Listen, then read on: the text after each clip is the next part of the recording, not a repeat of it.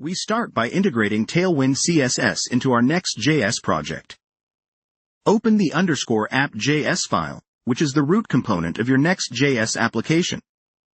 Import the compiled Tailwind CSS file at the top of this _app.js file.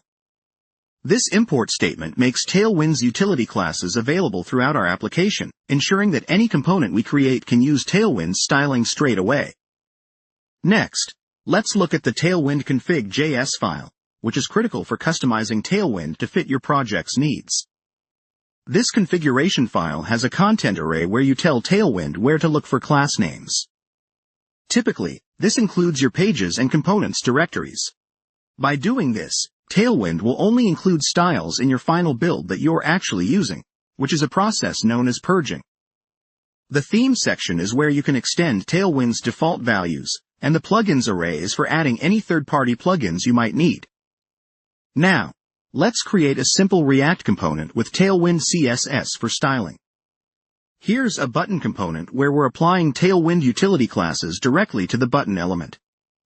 The class name prop shows a string with multiple Tailwind classes. The BG Blue 500 class sets the button's background color, while hover.